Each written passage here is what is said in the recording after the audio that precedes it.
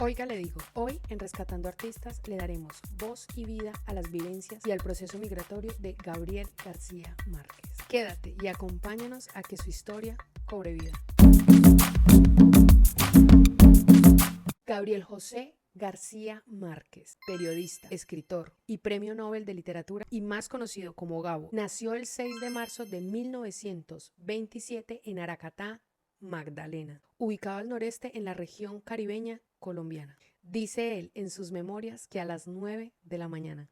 Hijo de don Gabriel y doña Luisa, quienes en sí también hicieron como su historia una tragicomedia, puesto que cuando ellos iniciaron resulta que no era permitido que estuvieran juntos. De hecho, hasta los padres de doña Luisa decidieron enviarla a otra ciudad y todo para que no se encontrara con don Gabriel. Pero don Gabriel, firme en su conquista, le llevaba flores, le hacía llegar serenatas, cartas de amor, poemas, infinidad de cosas para que ella supiera que él seguía ahí. Mucho tiempo después logró tener el permiso para que se casaran. Pero resulta que esta historia le sirvió a Gabriel García Márquez muchísimos años después para hacer una novela. De hecho, la novela, inspirada en la vida real de sus padres, es El amor en los tiempos del cólera. Para enero de 1928, su padre se convierte en farmacéutico y decide irse a Barranquilla con su esposa, dejando a Gabriel en Aracataca con sus abuelos maternos. Allí vivió durante sus primeros años y pues evidentemente tuvo una gran influencia por parte de sus abuelos maternos. Don Nicolás Márquez era coronel y a quien Gabriel García Márquez llegó a describir como su cordón umbilical, con la historia y la realidad.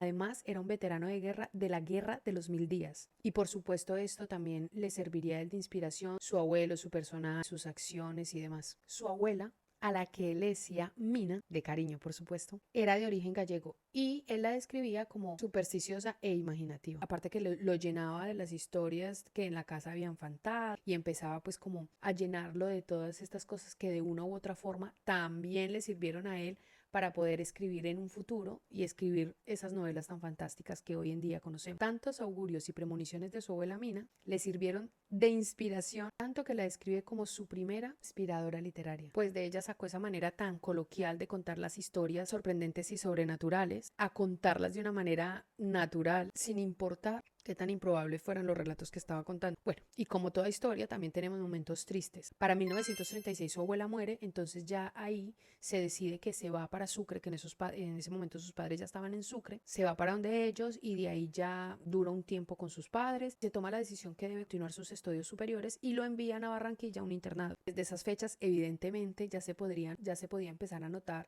ese gusto por la escritura, puesto que sus amigos y compañeritos del colegio le ponían como apodo el viejo, porque se la pasaba escribiendo poemas, no destacaba mucho en temas deportivos, tenía más bien un perfil bajo, era un poco tímido y aparte también dibujaba tiras cómicas. Entonces digamos que dentro de su círculo de amigos del colegio, de la escuela, no era como el perfil más destacado. Pero para 1940 sí publicó, por decirlo de alguna manera, unos poemas que había hecho para la revista escolar Juventud. Definitivamente mostró desde pequeño el arte que tenía para las letras y el talento que tenía para contar historias. Gabriel se ganó una beca en Bogotá que daba el gobierno de Colombia en ese momento y fue enviado ya para Bogotá para que terminara sus estudios secundarios y curiosamente sigue con sus gustos de escritura, pero ahí sí ya destaca en temas deportivos. De hecho, fue capitán del liceo donde estaba en diferentes deportes como lo son el béisbol, el fútbol y el atletismo. En 1947 él termina de estudiar en el colegio y decide que se va a quedar en la capital porque va a estudiar Derecho en la Universidad Nacional de Colombia. En esta época universitaria él tuvo una gran dedicación con la lectura. De hecho, él habla de que dos libros pues como que lo inspiraron de modo especial, que fue La Metamorfosis de Kafka y En la falsa traducción de Borges. En esa época también estaba muy contento con la idea de escribir no tan tradicional, sino un estilo más bien parecido a todas esas historias maravillosas que le contaba su abuela. Aquí sí quiero hacer un paréntesis y resaltar que Gabo tuvo una migración interna desde muy joven y por eso vemos cambios muy importantes como en su vida. De hecho, él cuenta en que la ciudad que más lo ha impactado y lo ha cambiado ha sido Bogotá. Cabe recordar que él viene de la costa caribeña colombiana y llegar en ese momento de su vida tan joven solo a la capital, pues evidentemente cambió muchas cosas. Era la primera vez que estaba tan lejos del mar, entonces el clima era completamente distinto, muy frío. Él contaba que cuando que el tren empezó pues su recorrido y demás, él nunca había visto tantas montañas. De hecho, dice que es la primera vez que veía como montañas, montañas, montañas, montañas, y que lo que le llamaba la atención al llegar a esta ciudad gris, como lo llamaba Gabriel, era ver a los hombres todos vestidos de trajes negros y que no había ni una mujer. Y esto siempre le llamó muchísimo la atención. Tanto era el frío y la diferencia a la que él tuvo que adaptarse, que él esa primera noche, cuando se fue a acostar, sintió las sábanas demasiado frías y él pensaba que era alguien que le estaba haciendo una broma, que le había mojado las sábanas. Entonces él decía como esto no puede ser, y pegaba los gritos y tal. Pero resulta que en esos había una persona costeña también ahí, en la pensión donde él estaba viviendo, y le explicó que esa era la realidad, que ese era el frío y que tenía que adaptarse a vivir así y a dormir así, con las sábanas tan heladas. Sin embargo, a pesar de su juventud y demás, logró adaptarse en la capital colombiana, además de tener esa berraquera para abrirse paso. Él decía también que contaba siempre con muy buena suerte. Y pues sí, porque un día en el periódico, El Espectador, como que habían hecho comentarios de que no se le dan oportunidad a nuevos escritores y de este tipo de cosas, y un periodista, como por tratar de defenderse o de decir como, hey, no, él decía como que si había algún escrito inédito con el cual no habían sido justos, o había un escritor que no se le había publicado sus cuentos, las columnas estaban completamente abiertas para hacerlo, tratando de desmentir, pues lógicamente, lo que se estaba rumoreando. Pues Gabriel García Márquez dice, aquí fue. Él ya para ese entonces tenía como 2 cuentos escritos y cogió uno de ellos y lo envió. Él tenía la certeza de que lo iban a coger, pero resulta, él pensaba que pues eran unos meses, que eran 1 o 2 meses aproximadamente. Y para ese sábado él se va para la calle, estaba caminando por el centro y ve a un señor en una cafetería con el periódico así súper grande, y ve el título de su cuento a 8 columnas, La tercera resignación. Pues él súper emocionado se da cuenta que pues lo quiere tener, lo quiere comprar, pero no tenía ni los 5 centavos para comprar lo que valía el periódico. Entonces se va corriendo para la pensión, le cuenta a uno de los amigos con los que vivía allí, y él afortunadamente tenía pues los 5 centavos, y le dice, vamos a comprarlo, porque no lo podía creer tampoco, porque lo había enviado como esa misma semana y estaban pensando que se los iban a publicar, que se lo iban a publicar mucho tiempo después. Pues fueron, lo compraron, no sé qué, y ahí ya él pudo tener y pudo ver y disfrutar de su primer cuento. Pues resulta que hace lunes empiezan pues como a comentar de que se había descubierto por fin un escritor nuevo, y empezaron los elogios, y hubo un periodista en sí como que decía como que esperaban que los lectores se hubiesen dado cuenta de que habían descubierto a una persona muy buena, y le llovieron elogios pues por toda parte. Y él decía como, fue madre, me metí en un problema, porque entonces él decía, ahora sí me toca dedicarme a ser escritor para toda la vida. De hecho, lo cuenta entre risas en una entrevista que tuvo. Bueno, y realmente ahí es donde empieza un sinnúmero de escritos, ya el hombre empieza como a perfilarse un poco más. Siguió también estudiando derecho, pues como por complacer a sus padres, pero en 1948 existió en Colombia algo llamado el Bogotazo, sangrientos disturbios a causa del magnicidio del líder popular Jorge Eliezer Gaitán. Bueno, por tal motivo, evidentemente la ciudad estaba colapsada, la universidad cerró indefinidamente, la pensión donde él vivía fue incinerada completamente. Entonces él decidió trasladarse a la Universidad de Cartagena para seguir estudiando derecho, y ahí empezó a trabajar como reportero para El Universal. Ya en 1950 el hombre dijo como, mire, ¿sabe qué? Esto no va, conmigo el derecho no va, y se centra ya oficialmente en el periodismo. Se radicó nuevamente en Barranquilla para trabajar como columnista y reportero en El Heraldo. Como podemos ver y analizar, tuvo una niñez, como lo habíamos dicho anteriormente, marcada por la migración interna, aparte de que todo ese tiempo que vivía lejos, él iba y venía pues a visitar a sus padres, y en una de esas conoce a Mercedes, con quien decide casarse. Para 1958 consigue casarse con ella. Él siempre se ha referido a ella como con mucho cariño y con mucho orgullo. Una mujer alta y muy linda, hija de un migrante egipcio, de quien heredó unos ojos castaños grandes y penetrantes, como lo describía él.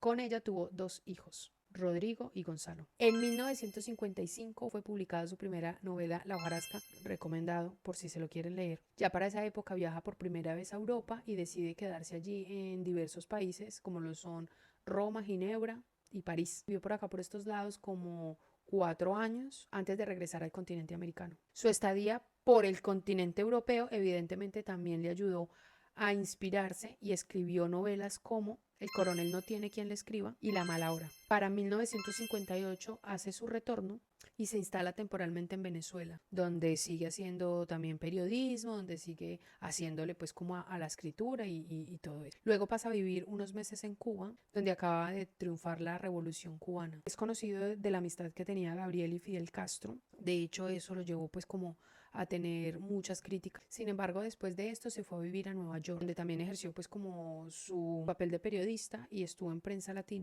pero recibió fuertes amenazas por diferentes bandos o grupos, por decirlo de alguna manera, precisamente porque no compartían como muchos de sus pensamientos y mucho del contenido que él hacía frente a todo lo sucedido en Cuba. En fin, tuvo muchas dificultades allá en Nueva York y pues decide irse para la Ciudad de México. Pero fue en México donde pasó, digamos, la mayor parte del tiempo hasta el día de su muerte, y fue allí en México que escribió 100 años de soledad.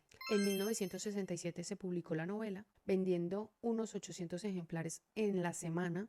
O sea, el éxito fue completamente arrollador, se agotó absolutamente todo en la primera edición y ¡suas! La notoriedad y la fama que tuvo pues fue grandísima y se catapultó. El libro fue traducido a más de 25 idiomas, ganó premios internacionales. A los 40 años ganó la fama y logró que todo el mundo se aprendiera su nombre. En 1969 ganó premios en Italia y en Francia ganó el premio al mejor libro extranjero. En 1970 se publicó en inglés y fue escogido como uno de los libros del año en Estados Unidos. Muchos premios, muchas críticas, mucho reconocimiento, mucho de todo. De hecho, hasta Mario Vargas Llosa escribió y publicó un libro acerca de su vida y obra. Pero el hombre dijo como no, aquí hay que seguir escribiendo. Y entonces, como para zafarse un poquito de la fama y demás, fue a vivir a Barcelona, la cual pasaba sus últimos años bajo el régimen de Franco. La popularidad de Gabo ya para ese entonces era muy grande. Tenía amistad con todo el mundo, tenía amistad con líderes políticos o líderes muy poderosos.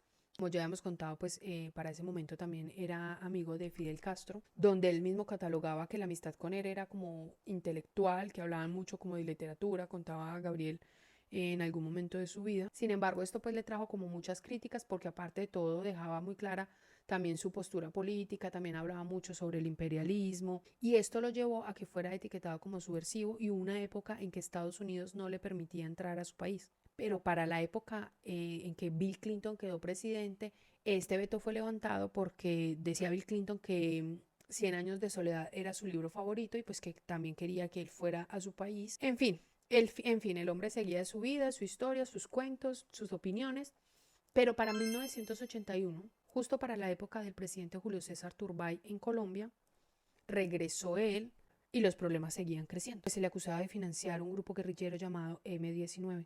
Él como que dijo, uy, esto por acá, la vuelta se calentó, cogió sus chiritos y ¡fum! Fue a dar a México, donde pidió asilo. Podemos ver que Gabo lleva una vida de matices, unos días buenos, otros días malos, muchas críticas, muchos premios, aprendizajes. La vida también marcada por la migración interna, por la migración internacional, por el exilio. Afortunadamente para él pudo regresar 2 años después a Colombia, aproximadamente en los años 90. Pero realmente no duró mucho eso porque él aseguraba pues que para ese entonces la situación se había vuelto muy incómoda, muy insegura, muy intranquila para escribir allá en Colombia. Entonces él decidió como regresarse para México y ahí estuvo viviendo. Decía que lo mejor que podía hacer para Colombia era escribir. Y pues sí, porque, porque recibió premios, reconocimientos.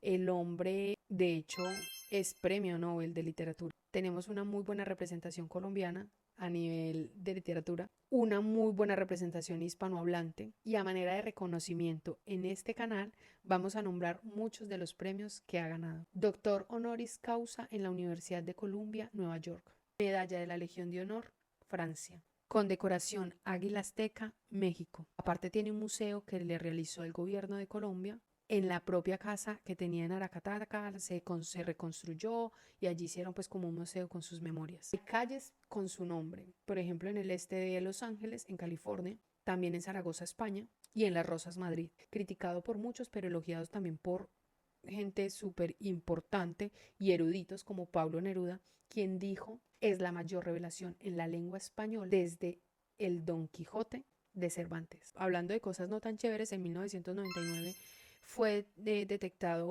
un cáncer linfático.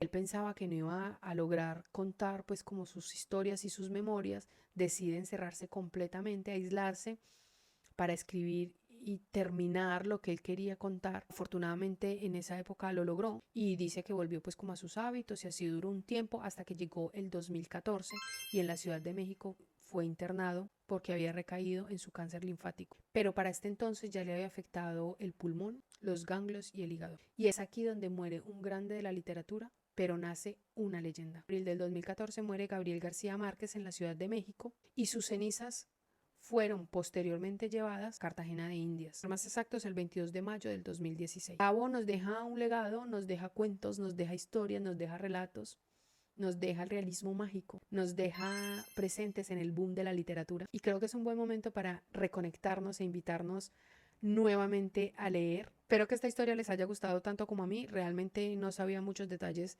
de la vida de Gabriel. Esta fue una recomendación de Mile Patiño, a quien le agradecemos profundamente su actividad dentro del canal. Y bueno, déjanos en comentarios a qué otros artistas con procesos migratorios quieres que tengamos aquí en Oiga le digo. Le daremos voz y vida a las vivencias reales tuyas, mías, de todos, incluyendo la vida de los artistas. Bye.